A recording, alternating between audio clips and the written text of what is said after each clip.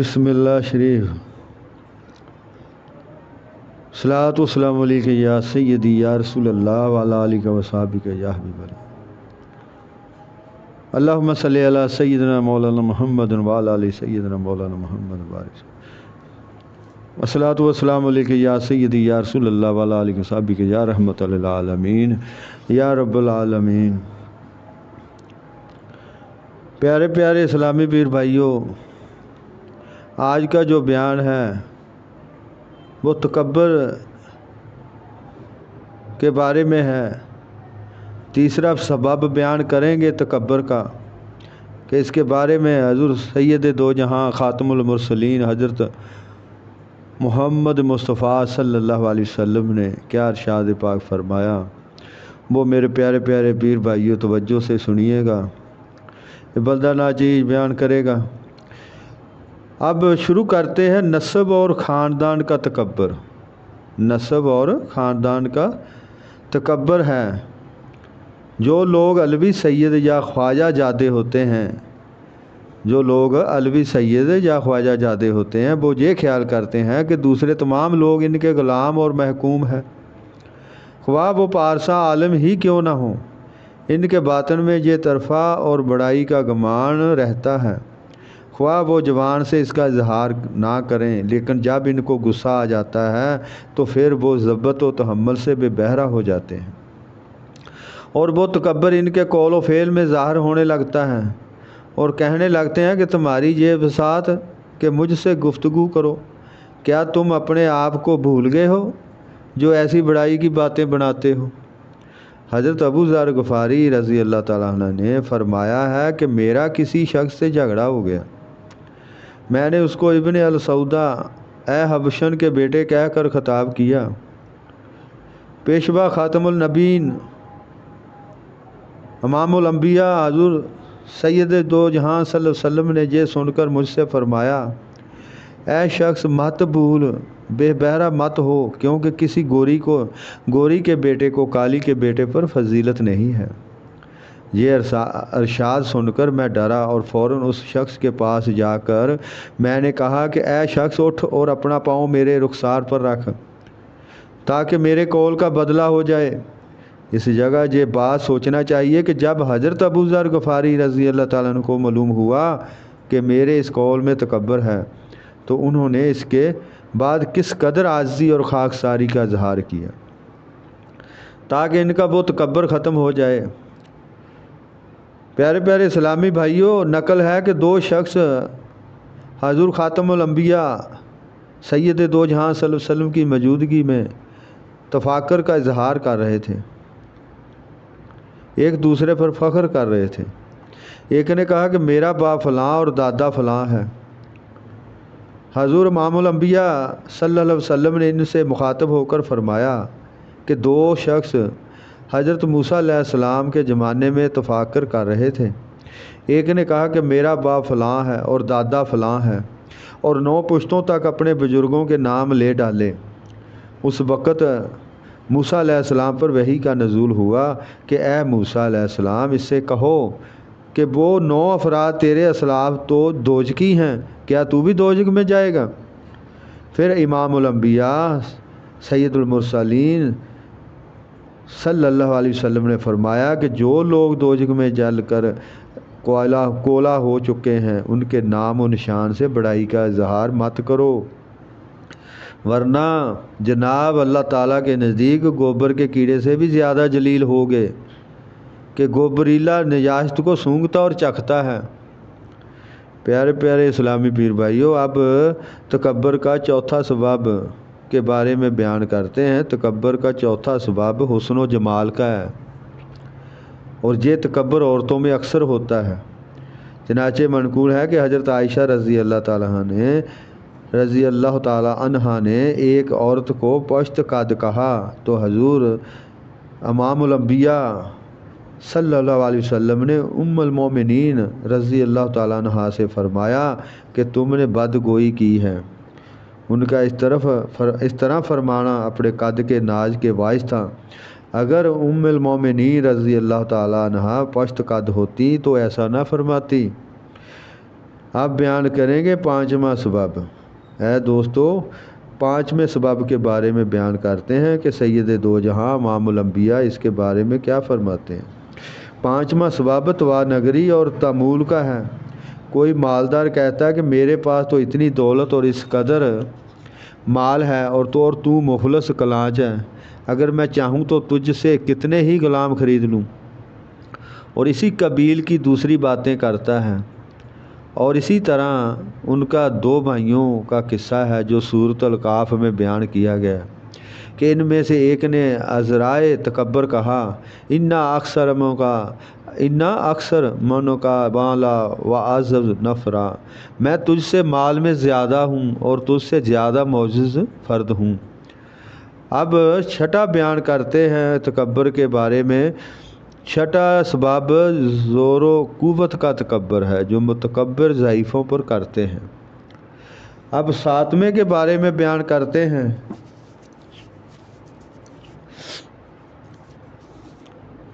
ساتواں تکبر سبب وہ تکبر ہے جو کنیزوں، غلاموں اور مریدوں کے سبب سے ہو۔ الغرض ہر ایک چیز جس کو انسان اپنے لیے ایک نعمت سمجھتا ہے وہ اس کے لیے فخر کا ذریعہ ہے، اگرچہ حقیقت میں نعمت نہ ہو۔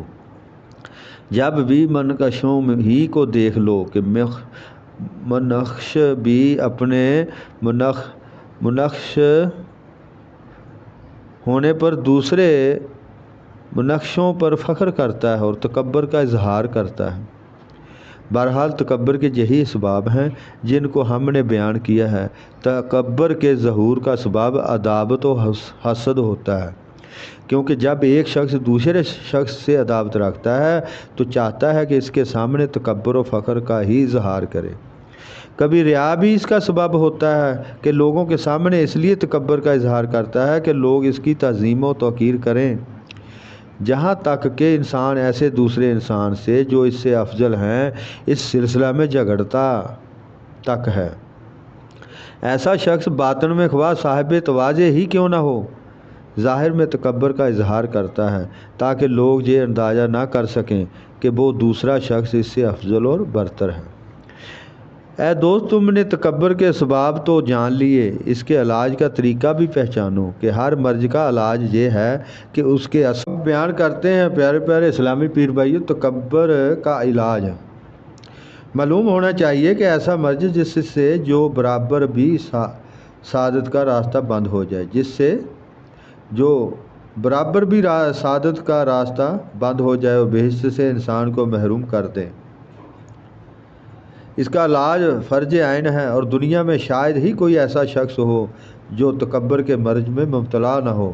جسے یہ بیماری نہ ہو، اس کا علاج دو طرح پر ہے، ایک مجمل اور دوسرا مفصل طور پر۔ جو علاج مجمل طور پر ہے وہ علم و عمل سے مرکب ہے۔ علاج عملی تو یہ ہے کہ ایسا شخص جناب حق تعالیٰ کو پہچانے تاکہ اس کو معلوم ہو کہ بزرگی اور عظمت صرف اسی کو سجا پا رہا ہے، اور اس کے بعد خود کو پہچانے تاکہ اس پر ظاہر ہو جائے کہ اس سے زیادہ خوار اور جلیل اور کمینہ کوئی دوسرا نہیں ہے۔ یہ مسئلہ ہے جو بیماری کی جڑ کو باطن سے نکال باہر کرے گا، اور اگر کوئی شخص اس تمام حقیقت سے آگاہ ہونا چاہتا ہے تو قرآن پاک کی صرف اس آیت کا جان لینا ہی کافی ہے۔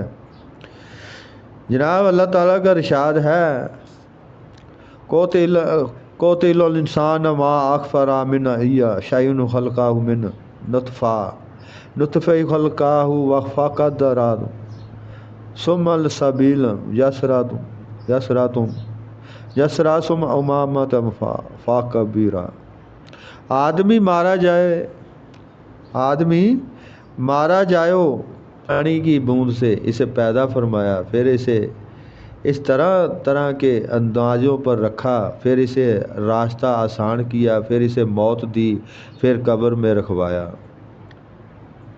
یہ ارشاد اللہ تبارک تعالیٰ تھا۔ اس آیت پاک میں اللہ تعالیٰ نے اپنے بندے کو اپنی قدرت بتائی ہے اور اس کی تخلیق کے اول اور آخر اور اس کے اوسط کو ظاہر فرمایا، بتایا ہے کہ اس کا آغاز یہ ہے۔ فرمایا من ای شیء خلقہ، پس اس کو معلوم ہونا چاہیے کہ کوئی چیز نیست سے کم تر نہیں ہے، اور انسان پہلے نابود و بے نام و نشان اور عدم کے پردے میں ازل سے اپنی افریشن کے وقت تک تھا۔ چنانچہ ارشاد فرمایا، حل اتی علی الانسان حین من الدہر لم یکن شیئا مذکورا، بے شک آدمی پر ایک وقت وہ گزرا کہ کہیں اس کا نام بھی نہیں تھا۔ بے شک آدمی پر ایک وقت وہ گزرا کہ کہیں اس کا نام بھی نہیں تھا۔ پس جناب اللہ تبارک تعالیٰ نے خاک کو پیدا کیا کہ اس سے زیادہ جلیل شے کوئی نہیں، اور نطفے اور علقے کو جو ذرا سا پانی اور لہو ہے پیدا کیا۔ کوئی چیز اس جیسی نجس نہیں ہو سکتی۔ انسان کو اس نیست سے ہست کیا اور اس کی اصل کو جلیل خاک اور گندے پانی اور نجس اور ناپاک لہو سے بنایا، جس کے بعد وہ گوشت کا ایک لوتھڑا ہوا۔ اس میں نہ سماعت تھی، نہ بصارت، نہ نطق تھا اور نہ قوت۔ قدرت پھر ہاتھ پاؤں آنکھ دوسرے اعضاء پیدا کیے۔ قدرت پھر ہاتھ پاؤں آنکھ اور دوسرے اعضاء پیدا کیے۔ چنانچہ ظاہر ہے کہ ان باتوں میں سے کوئی شے نہ خاک میں تھی، نہ نطفے میں اور نہ خون میں، اور اس میں کتنے عجائب و غرائب اس نے پیدا کیے تاکہ انسان اپنے خالق کی بزرگی اور اس کی عظمت کو پہچانے، نہ اس کے لیے کہ تکبر کرے، کیونکہ انسان نے ان چیزوں کو اگر اپنی کوشش ہی سے حاصل کیا ہوتا تو تکبر کی کچھ گنجائش بھی تھی۔ جناب خداوند کریم کا ارشاد ہے، وَمِنْ آیَاتِهِ أَنْ خَلَقَكُم مِّن تُرَابٍ ثُمَّ إِذَا أَنْتُمْ بَشَرٌ تَنتَشِرُونَ، اور اس کی نشانیوں میں سے ہے یہ کہ تمہیں مٹی سے پیدا کیا، پھر جبھی تم دنیا میں پھیلے ہوئے انسان ہو۔ جو ارشاد فرمایا یہ اس کا آغاز کار تھا۔ اب سوچنا چاہیے جہاں تکبر کا مقام ہے، جہاں اس بات کا محل ہے کہ انسان اپنے سے خود شرمائے۔ اب انسان کا وسط کار یعنی وسط تخلیق یہ ہے۔ اب خداوند کریم اس کو اس جہاں میں لایا اور ایک مدت تک اس کو جہاں رکھا۔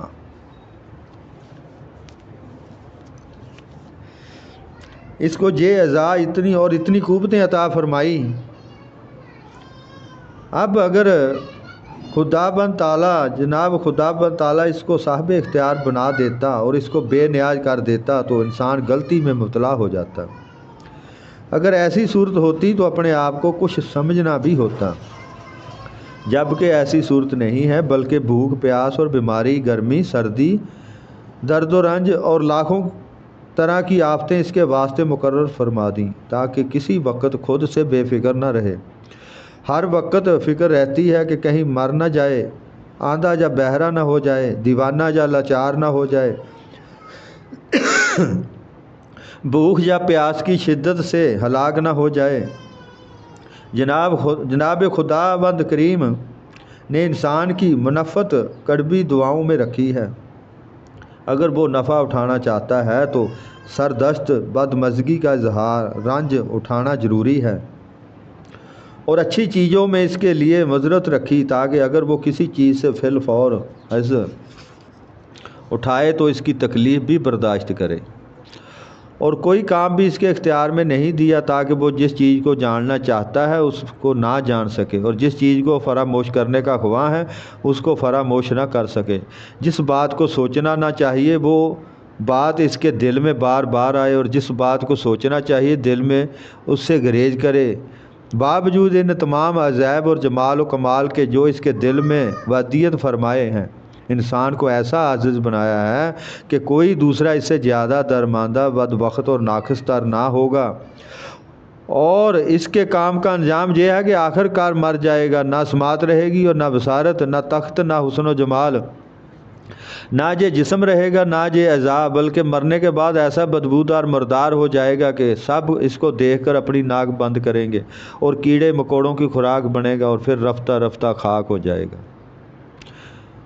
جو بالکل جلیل اور خوار چیز ہے، اگر وہ خاک ہی رہتا تو غنیمت تھا کہ جانوروں کے ساتھ برابر ہو جاتا۔ افسوس کہ یہ دولت بھی میسر نہ ہوگی، بلکہ قیامت میں اس کو قبر سے اٹھایا جائے گا، ہیبت کے مقام پر رکھا جائے گا۔ اس وقت وہ آسمانوں کو دیکھے گا کہ پھٹے ہوئے ہیں، ستارے گر پڑے ہیں، چاند سورج بے نور ہو گئے اور پہاڑ روئی کے گالوں کی طرح گندا ہو گئے، زمین بدلی ہوئی ہوگی، دوزخ کے فرشتے کمندیں پھینکتے ہوں گے، دوزخ گرج رہا ہوگا، فرشتے ہر ایک کے ہاتھ میں اعمال نامہ دیں گے، تمام عمر جو برے کام کیے ہوں گے ان کو دیکھتا ہوگا، ہر ایک اپنی اپنی تقصیر کو پڑھ کر پریشان ہوگا۔ اس سے کہا جائے گا اور جواب دے کہ تو نے ایسا کیوں کیا، ایسا کیوں کہا، کیوں یہ کیا، اور کیوں بیٹھا اور کیوں اٹھا، کیوں دیکھا اور کیوں سوچا۔ اگر معاذ اللہ جواب نہ دے سکے گا تو اس کو دوزخ میں ڈال دیا جائے گا۔ اس وقت وہ کہے گا کاش میں خوک، سور یا سگ ہوتا تو خاک ہو جاتا، کیونکہ وہ اس عذاب سے محفوظ اور آزاد ہے۔ پس جو شخص خوک سگ سے بدتر ہو، اس کو تکبر و فخر کرنا کس طرح زیبا ہے، بلکہ آسمان زمین اس کی بدبختی کا ماتم کریں اور اس کا فضیحت نامہ پڑھیں، تب بھی حق ادا نہ ہو۔ پیارے پیارے اسلامی پیر بھائیو، یہ تھا آج کا بیان جو بیان کیا ہے۔ اس میں کوئی کمی پیشی بیان کرنے میں ہوئی ہے غلطی، اس کی معذرت معافی چاہتا ہوں۔ جناب خداوند کریم ہم سب کو ایمان کی حلاوت دے، سننے والوں کو بھی، پڑھنے والوں کو بھی، اور ہم سب کا اللہ تبارک تعالی حامی و ناصر ہو، آمین ثم آمین۔